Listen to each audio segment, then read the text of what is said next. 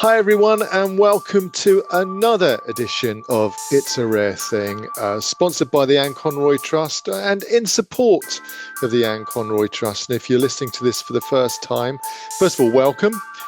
It's very much an old-fashioned podcast, okay? So there's no video, there's no script. I'm tempted to say there's no production.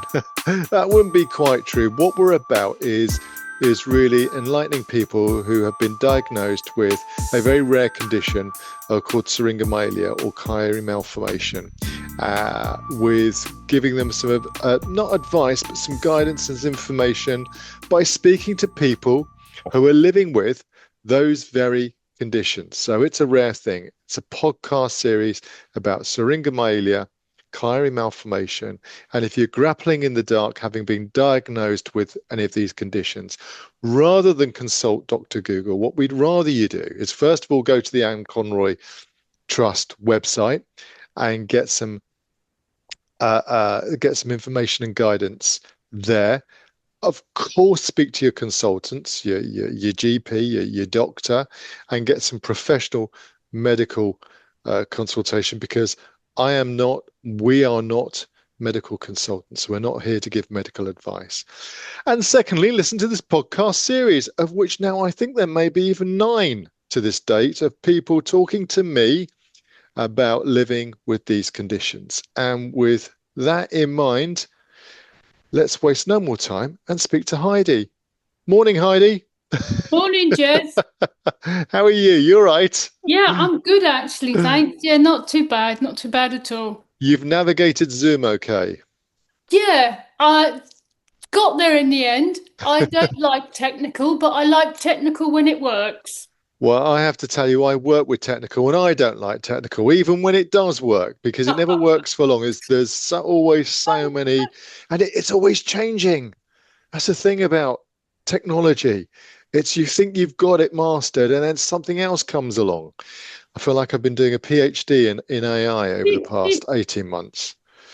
So, but you're with us. Thank you. That's fantastic. So look, Heidi, I said to you just before we started this podcast, I really know nothing about your story, and that's intentional because I'm not a professional interviewer. You may have gathered that already. And what has happened in the past, I've had these amazing conversations with people, and then we've started recording the podcast, and I've missed all the important questions because, of course, they were included in the conversation prior. So tell us a little bit about yourself. Right. Well, I'm 35 years. That's Young. wrong. I'm 35 years, 36 years into living with a spinal injury. And I had a fall from a horse at work back in the early 90s. And I was diagnosed there and then, stroke, does she have a spinal injury or does she not? Because they didn't have the technology that they have in these days, where you could go straight through to all these wonderful MRIs and things like that. You had to Sure. do it the slow route and go through an X-ray machine and everything as well. So I was put on a hold waiting list that took about 12 hours to get a diagnosis. Thankfully, my mother was with me. And yeah, it was confirmed. We sort of are guessing your complete spinal injury at T5 chest size, where your bra strap does up.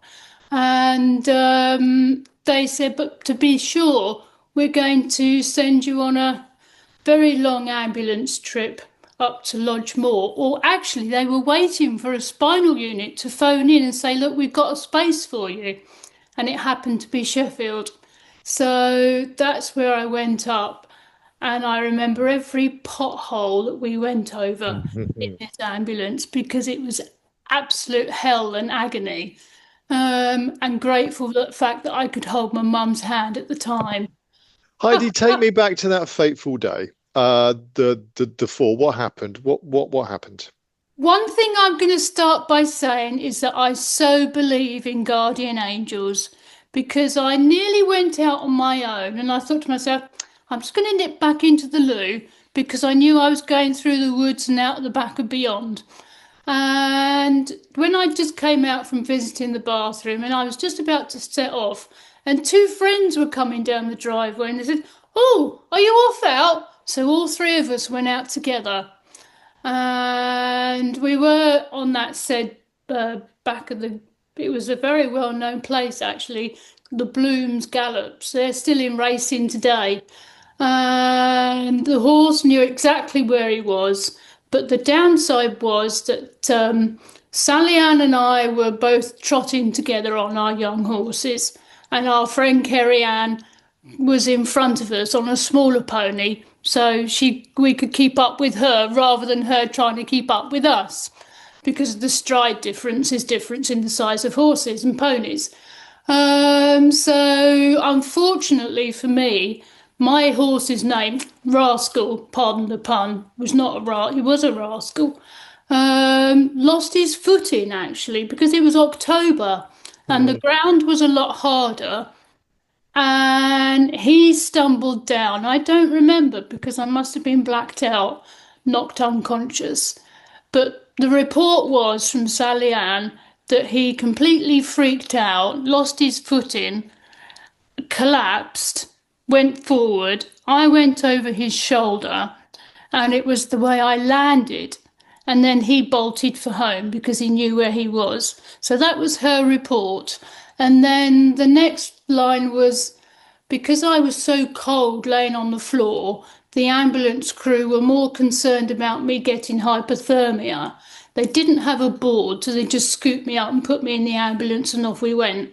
So, hindsight's a wonderful word. I'm not saying that that was the wrong way to do it back then, no spinal board or anything like that. The fact was they acted on, let's get this girl off this ground. She needs help. We need to get her to hospital. What were the effects of the fall physically that you were dealing with?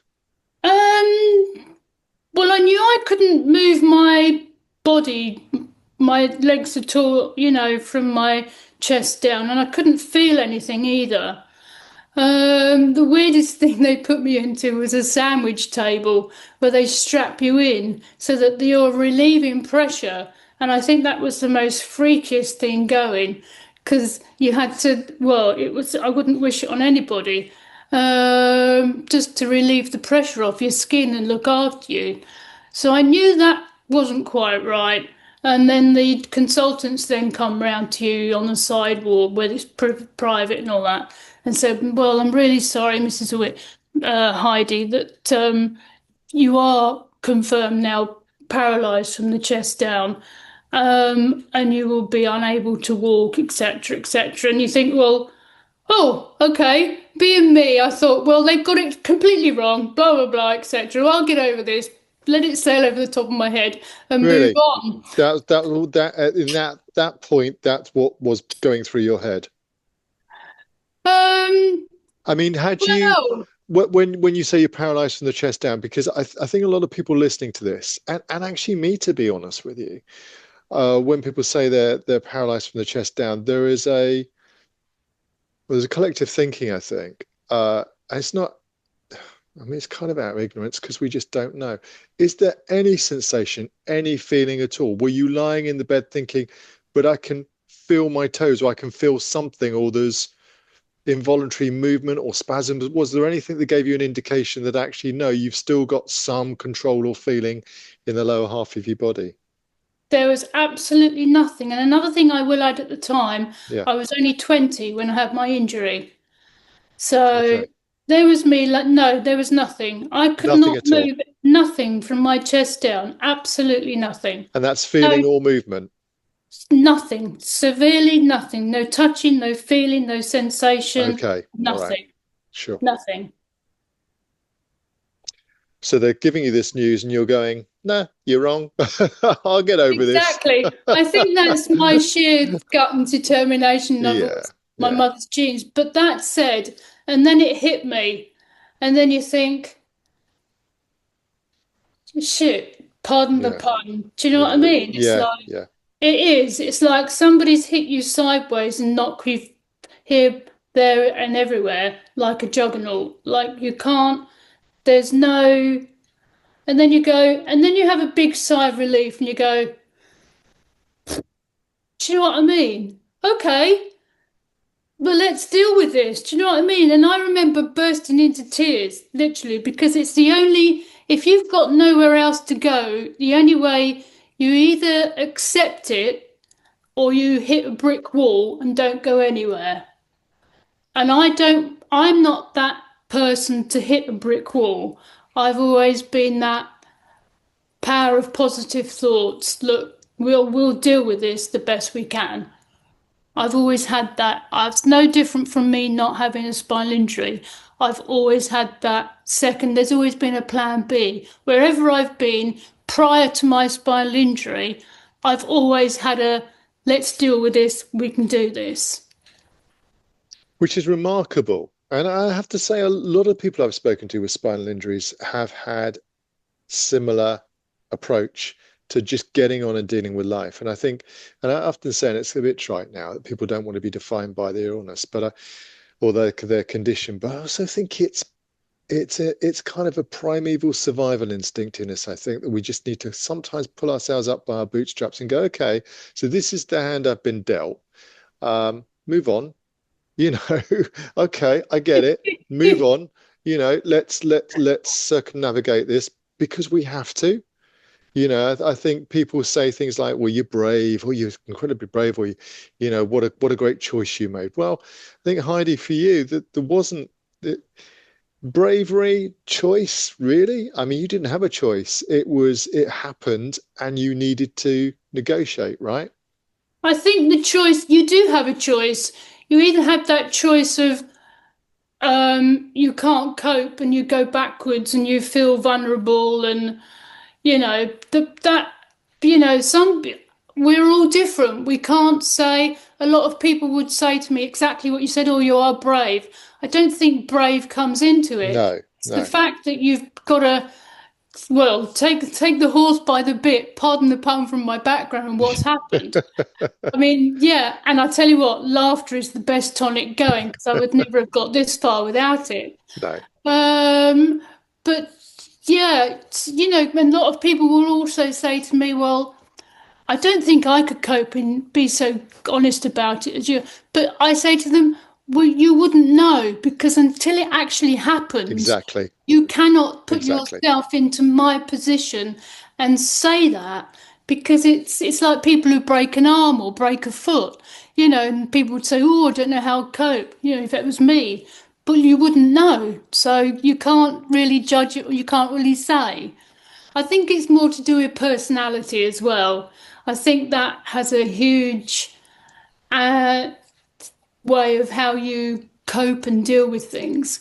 And another good thing about being where I was at the time, I was in the right place at the right time because there was a lot of other people around me in the spinal unit that were worse off than me. And we were on an open mixed ward and we could see and hear everything that was going on. And the banter in that place was euphoric. I mean, you would think that you were at a nightclub every night. It was sensational, but not from a parent's point of view. And I get that because my mum was telling me a lot after about it. Sure. The human But yeah, spirit was alive and well in that spinal ward. sorry. The human spirit was alive and well in Oh, that you know spinal what? ward. It was fantastic. And Great. the another blessing on top of that, I had when I was as an inpatient, I had a young lady friend who's my dearest best friend now, who went up as an outpatient, Peggy. And they said to her, oh, have you got time? We've got a young lady who's just come in. She's from your neck of the woods. Go and say hello to her and tell her life isn't that bad. And that's exactly what she did. And we are still learning from each other today. What was your release like from hospital, your discharge from hospital? Obviously, I mean, with me, it was very much, well, we're going to give you some physio, we're going to give you some exercises, we want you to walk as best you can, yada yada. With you, what did that look like? Well, before I was discharged, see, I wasn't diagnosed straight away No, with having no. the spinal with syringomyelia. What happened? I was 3 weeks away from discharge, and I was playing basketball, as you do when you're in a wheelchair in the spinal unit. Why not? And I had a fall out the back of the chair, which was nothing unusual. They just pick you up, scoop you up, put you back in. And then about 4 days later, I started losing the sensation to the coldness of the deodorant under my right arm. And I thought, Right. Okay. Yeah. oh, that's strange. And I pointed it out to the consultants, and then they came out with the pinprick text. Can you feel this? Can you feel this on this side? I said no.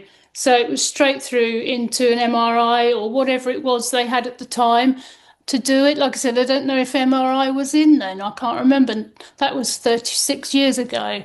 And that's when I was diagnosed with having the spinal cyst. And where is your spinal cyst?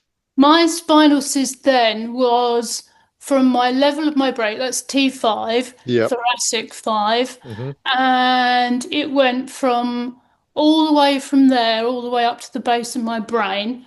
And then I've still got it, it's still static from my injury all the way down to my coccyx. Wow. Okay. That's substantial. It is, but Yeah. it's fine. I say it's fine. Because it's static. Yeah.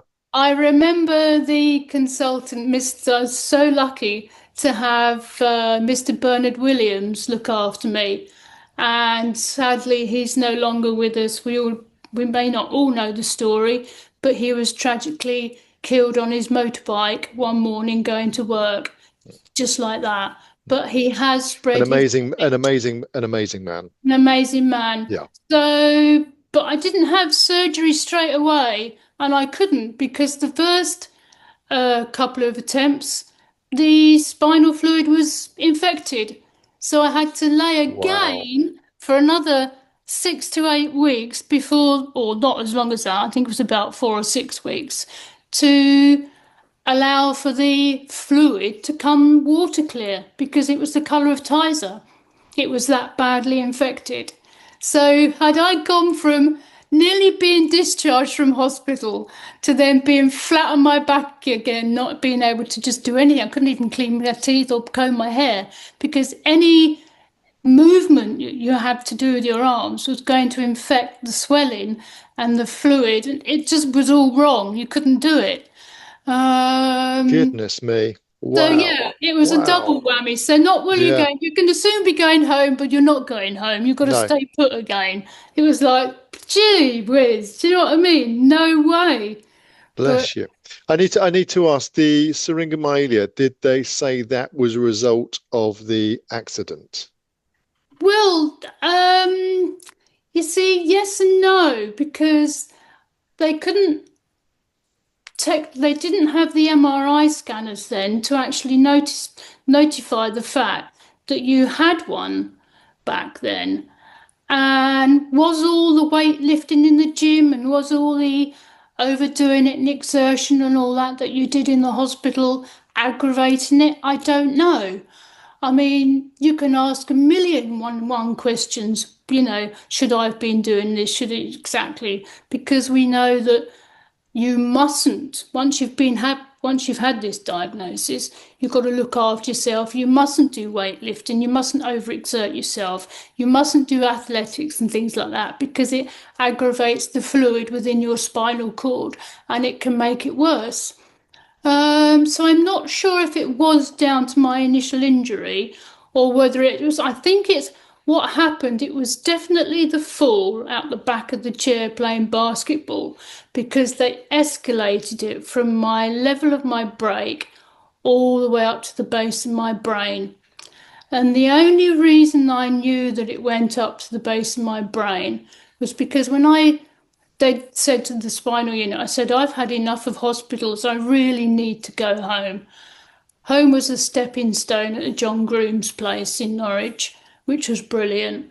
And then through the East Anglian Health Authority, They had seen the x-rays. They knew the urgency of it. If this doesn't get done, this lady will die probably in the next 3 weeks. So it was like, okay, hello world. So it was all sorted there and then. And then I discharged myself from the spinal unit because I'd had enough of hospitals and I just needed just to be me. Do you know what I mean? Away from it. Yeah, no, sure, I get it. That couldn't have gone down too well with the professionals. Well, do you know what I mean? No, I remember, you know what, you get that. I remember ward round, and it was the worst thing. We had to go in to sit in this room, and then all the professionals were around this room, and they were firing questions at you. But me being me, I would say to them, right, because the question they kept asking me was, "Have you got somewhere to move into yet? Have you got anywhere you can go home to?" No, I'm just gonna pitch a tent in the middle of the field and do some camping. Well, you should have seen the straight-faced looks on their faces saying, "Is she for real? Yes, she's for real. I need to get out of here. Let me out, please." There's a Do you know what I mean? bit There of a was no sense of humor poker failure. face. It was just incredible. But yeah, I was eventually released. Thank you. It sounds like you're released from prison. It wasn't a prison at all. Do you know what I mean? I think it's that mental state, isn't it? You can only take so much of Well, I mean, it comes environment. down to this whole point of definition again, where you're hospitalized for so long, you're starting to define yourself as a patient rather than a person, and you want real life to kick back in pretty soon, so you can kind of have that gutsy attitude of actually now getting back to real life, dealing with it, getting on and Yeah, progressing. You yeah, know, it's like yeah. just get me out of here. I just want to get on with my life, for goodness sake. Do Indeed. what you need to do, but do it another time. So Yeah. in terms of so you needed to wait for your fluid to your CFF fluid to clear before you could have the operation. The Yeah, operation they had was to, what was to drain the syrinx? Was it a couldn't have been a decompression, could it? it What was was, it? It it was. was.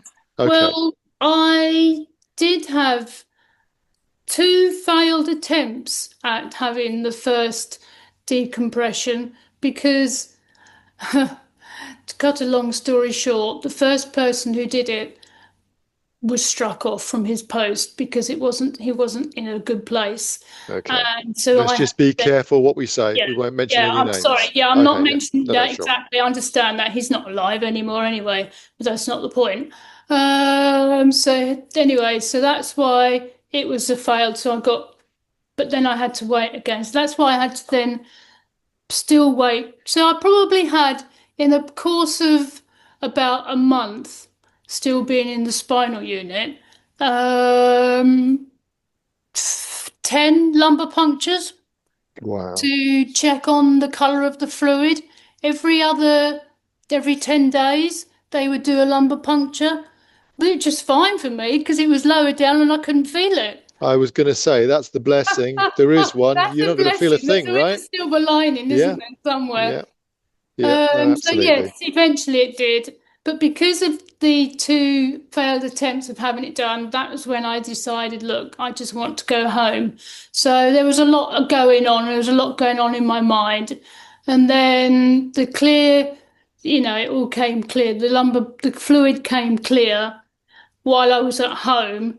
And they said, like, this needs to be done. And that's why it was done through the East Anglian Health Authority. They paid for it all, and they paid for me to go up to the Queen Medical Centre in Birmingham to have it done up there privately because there was nobody here within East Anglia or anywhere else back then that was doing the surgery that Mr. Bernard Williams was doing. No, it was very innovative, you know. And even now there are of course there's a clutch of very competent spinal surgeons, neurosurgeons who can conduct these operations. But there's still an awful there's still an awful lot to be learned about procedures and treatment options and the condition itself. It's still a very, very rare condition, and it's still very much embryonic in our knowledge of syringomyelia, how to successfully treat it, because there isn't one size fits all for anybody, for everybody. No, that's It's very quite true. I mean, bespoke. Yeah. I was left with after I'd had the surgery. Do you know what the best thing about the best and the worst thing? There's always the best and the worst, isn't there? Give me your best. The best was, well, I think again, because there was another young lady in there who was just coming out of having her surgery. And she was saying to me, "You're in the best hands here." She said, he is absolutely on the top of his field. He knows exactly what he's up to. And then the best thing as well with him, at the end of his 12-hour shift, he came in at the end of the day after I'd had surgery and he said, "Now, how are you doing, Heidi?" And I think to yourself, blimey, isn't that nice? Do you know what I mean? He could have just gone home and forgotten all about me. And then he came in the next morning before he started his shift. "How are you doing? How are you feeling? How are you feeling in yourself?" Do you know, and that just moves mountains, doesn't it, when you're talking to somebody who's It's as so big, important. It's yeah, absolutely so important. yeah. It's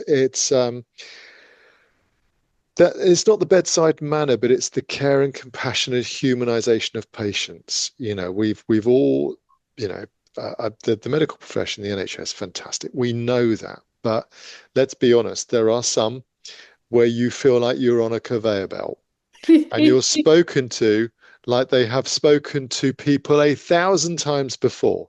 It's very impersonal, and you just feel like you're going through an agreed process. And I think, we're all different. We all respond differently. We all have our different concerns, hopes, and fears. And I think if that's represented in the way that the medical profession, those consultants, those doctors talk to you on a personal basis, that they show that they care, they understand, and you are different from the one that went before. I think that just is so important. So it's lovely you got that. And Bernard was noted for doing that. Oh, do you know what? His bedside manner was just, it was almost like you were down the pub with a good friend Yeah, having a sure. beer, just like that. Yeah. And I think that means it makes you feel more at ease and more comfortable with how you are going to cope with it and heal in yourself. So this was a decompression. It Yeah, did I had they a try did decompression. did Yeah. they try and drain the syrinx? They did. Well, like I said, when I was Mm, in Sheffield, they did it twice and they drained it and they put a shunt in twice, and that's how right, it became, and that was how also became infected through doing it that way. right. And Okay, then I see. I understand. the third time round, Mr. Bernard Williams said, "We'll do it a slightly different way. We'll still put a drain in, but we're going to drain you while we're not, we're not going to." I think they did it, then drained it while I was under having the surgery so that he could control it and not my body, if that makes sense. Yeah, it does. There was Makes complete so sense. that they could understand the colour in the change. And if there was a sudden change in the colour of the fluid in my spinal cord, they could correct it there and then under surgery instead of me coming out and Mm. doing it long cycle affair way. So, So so let me ask you the question. So Bernard's been round. He's done his wonderful chat with you. You're feeling great about whose hands you've put your medical condition into. How did you feel physically? Were there any immediate changes, or and that sounds kind of stupid because I probably know that there weren't. But when did you, if indeed you did, when did you start noticing any small changes as a result of the decompression and the draining? there were no specific. The reason the decompression was done was because of the urgency of where the fluid had gone up to the base of my brain. Sure. So I was still left with all my symptoms where I've got loss of sensation from the top of my neck on my right side, all the way down to my fingertips on my right hand. There's nothing. I don't feel pain, I don't feel heat, cold, sensation, nothing. The best thing that I do have is that I have the movement and I have the strength. Because bearing in mind with my spinal cord injury, Yeah. I'm paralyzed from the chest down, like I said. So Yeah. it's a good thing for me to still be paraplegic. I can push myself manually in my wheelchair. I can do all the transfers that I need to do, but I don't have that. So At the moment, I'm on anticoagulants. So if I knock myself or if I see blood on the floor, it's okay, check your right hand first, because it's often that hand that's got a nick on it or a paper cut. And anticoagulants and no sensation do not go hand in hand. No. And that's the side effects from Yeah. that's the side effects Yeah, from. yeah, yeah. Yeah. So, okay. So basically, the improvement was that you didn't get any worse. But well, That, basically, you yeah, didn't die. To be honest with you, to be blunt. absolutely. But I mean, it was a lifesaver. I get that. But in terms of once it had saved your life, um, a that huge positive benefit. But in terms of sensation, feeling, that didn't improve, but things didn't get worse. That's very true. No, things haven't got worse. And also, I remember Mr. Bernard Williams saying, because you have it static from your level all the way down to your, he said, bearing in mind, it could, but don't dwell on it, interfere with your bowel and your bladder. And I said, well, I already have a few problems with my bladder, but just so that you know, don't think it's something that you can't prevent. And that's why every 2 years we have to, and we're scheduled to have an MRI scan. Ha ha, she says, we have to chase for our MRI scans. It's not a case of we'll send you a letter every 2 years. Time for your MRI scan, Mrs. Wheeler. No, it doesn't happen as quickly as that, I'm afraid. But if you've got that in your medical notes and you know it's going to happen, if you can't speak up for yourself, you know your whoever looks after you will rustle you in and get you undone. I think that's key, isn't it? And my I always hesitate to use the word guidance, but in terms of advice, but if my guidance would be for anybody who is going through, well, hopefully, Heidi, not what you've gone through, but in terms of managing syringomyelia, malformation, is to make it part of your almost work life. You know, you've got to manage the condition yourself. Don't just rely on the medical profession to do it for you. That would be a mistake. We all know the pressures that the NHS are under, or GPs, and unfortunately they're not going to diarise or put in their calendars, or you could argue that they could do, but you know, Oh, um, golly, they're so, but so they're busy. just I not mean, going to I they're don't just not expect, going to do that. That's yeah, something you yeah, have to take absolutely. responsibility for And we yourself. also know that, like I said, just recently, I mean, I say just recently, this last year, I've had, before I had the diagnosis again, I had terrible pins and needles in my right hand and my elbow and my right shoulder. And I'm thinking, what's going on? And you think, well, is it the spinal cyst? So, yes, they had me in for an MRI scan, but they discovered I've also got spinal stenosis on my left side on my so that's diagnosed. That's fine. Great, yippee. And One on more my for the right, list. I don't. Just in case I said, put your hand up in school. Yeah, I'll try that one. No, I don't. I don't want it. Go away. And then on my right side, I've had a diagnosis of carpal tunnel. So that's going to be done in April because I had a steroid injection in it, and that's just about wearing off now. So that's only masking it. So I've got that to have done. But at least I know the symptoms that I were getting were not, thank goodness, connected to the spinal cyst. So we've not talked about carpal tunnel before on the series. So for those who are following the series, they're probably familiar with syringomyelia or Chiari malformation. I don't know why you'd be listening to this series if you weren't, but anyway, carpal tunnel. Just give me the layman's explanation for that. Oh, I don't know. Well, there you go. We're going to have to look it up in our medical dictionaries. It's because they say it's normally secretaries and people who use a keyboard a lot, isn't it? I'm sure there is, and I'm Yeah, not, but yeah, it needs to be done because, like I said, I need my hands. I can't do without them, no. basically. Yeah, I think I'm gonna describe it as an extreme version of repetitive strain injury. There you go. That's That's kind of it. that's there you go. You already knew it, I suppose, didn't you? You was hoping that the good fairy was going to pop it into your brain there and then. So look, have you been look, a really absolutely fascinating story? And what's the most fascinating? Actually, no, I'm not going to say that because that sounds slightly patronizing, but what a wonderful attitude you've got. What a wonderful outlook and what a wonderful spirit you've got. Have you been following I'm sure you have, maybe you haven't, Mel Reed's column, spinal column in the Times? No, because I don't have a paper. All But right, I okay. do know of who you mean Yeah. because occasionally, a few years ago, whenever I've, out of the blue and you've been, oh, let's pick up a paper because it's sort of like something that you've forgotten to do. Mm, mm. And that's been in the supplement, hasn't it? It's been in the It has. colour Yeah, supplement as yeah, well. yeah. And friends were saying, God, have you read this? Have you read this? It's so up your street. Mm. Well, certainly Um, parallels. I mean, she suffered yes. her break from Yeah. a horse fall, Yeah. and one of the most remarkable stories. I don't think the spinal column as a column now still exists for Mel. I think she's gone on to do other things and continue with journalism.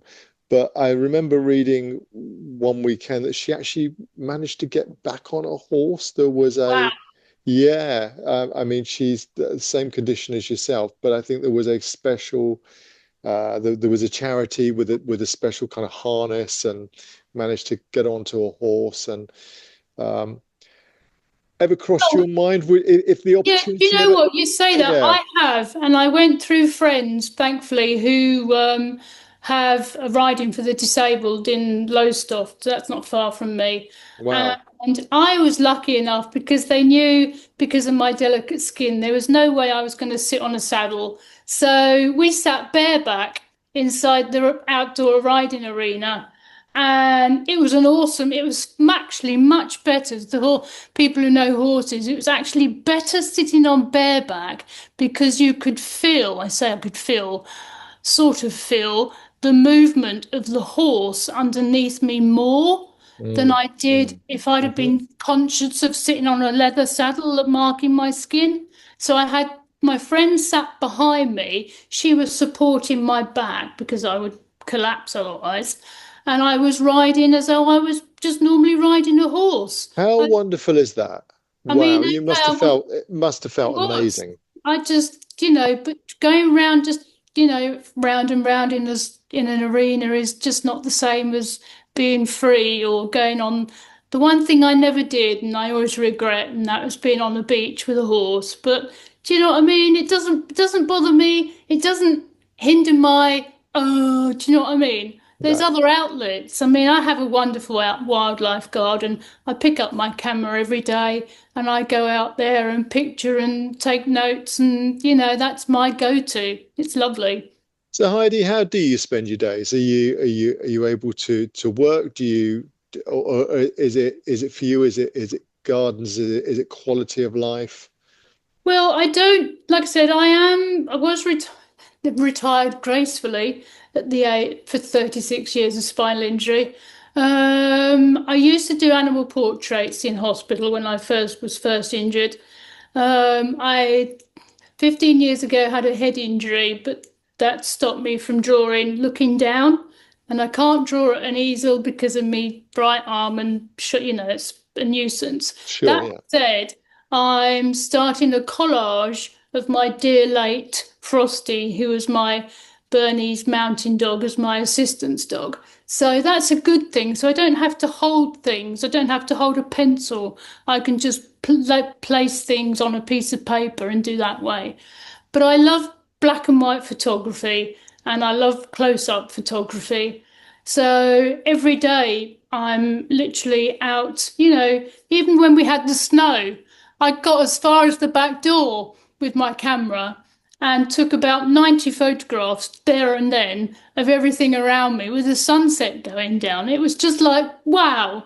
And yesterday I was in the garden and I noticed, I know I've got them in the garden. I've got bank voles in the garden. and they had pushed up all the soil in the raised flower bed. And I'm thinking, I know you're busy, but as long as you don't eat my bulbs, I don't mind. There's a romance about black and white photography. I get it. I totally get it. So my education was within art school, and my first year at art school was I did a photography course, and I was lucky enough to, uh,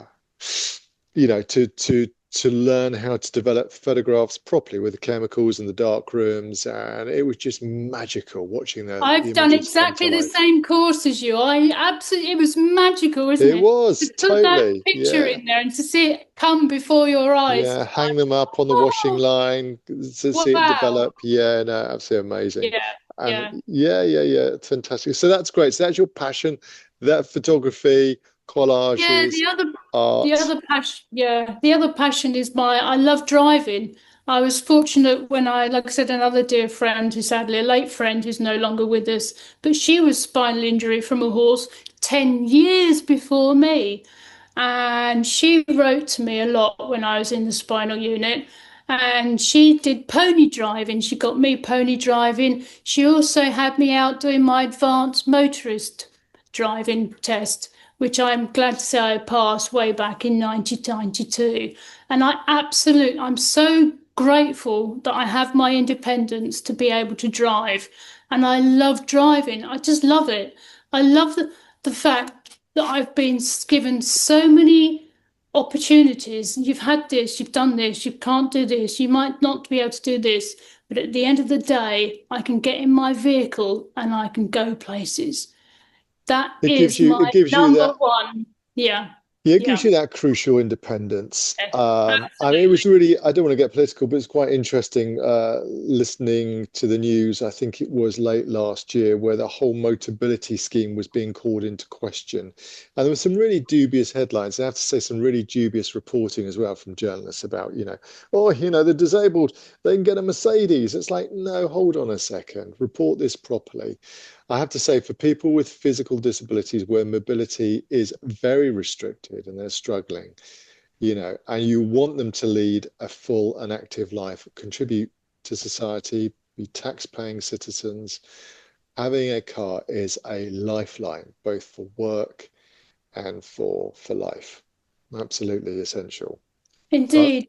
I didn't actually go through my first three lots of Clios were through the Motability scheme, and then I brought my last one. But in the last 15 years, I was fortunate I was able to buy, and it's privately owned now, and that's a VW Transporter. So I've right, got a okay. tailgate lift on the back, and then I've got six-way electric seats inside, and I transfer across and I stow my wheelchair and I drive on hand controls, and off I go. My world, my Yay! oyster. Do you know any minute now you're going to tell me that you're rally driving? That said, no, I shall be going up a notch on my advanced courses, and yes, that's exactly what they do. And they take every vehicle. I can't remember where it was, what track it was, but it's through an advanced driver's course, and they'll take any. It's not. It's based on you, and it's based whatever vehicle you drive will take you, will accept you. And I just want to further it. There's other courses and other classes and other places you can go. And other stages you can go with your advanced driving. So yeah, watch this space, Jez. I'm loving it. I'm watching. Don't worry, I'm watching. We've got your number. So look, let me just come back to living, day-to-day living. Yes. Do you need, have you had in the past a carer? What's your uh, house home like? Is it specially adapted? How was that, getting all of that into place? How did that all manifest itself? Well, like when I was in the spinal unit, I had dear friend, horsey friend. Her father was a solicitor, and he knew exactly what forms I needed to fill in. So 6 months prior into being in the hospital, he got me filling in forms from the council. You need to get a council bungalow or council property before you can leave the spinal unit. We need to find you one. That way, when you come home, you can see a few. We're on their housing list. So that happened. Slot tick. I am, and I managed to get into a bungalow through the council. He also got me filling in all my forms, what benefits I'm entitled to. So that was another good thing. So I then am still in the same council bungalow that I moved into in 1992. I purchased it in 1997. I'm still here today. That's 35 years on. And I've had it extended once, 25 years ago.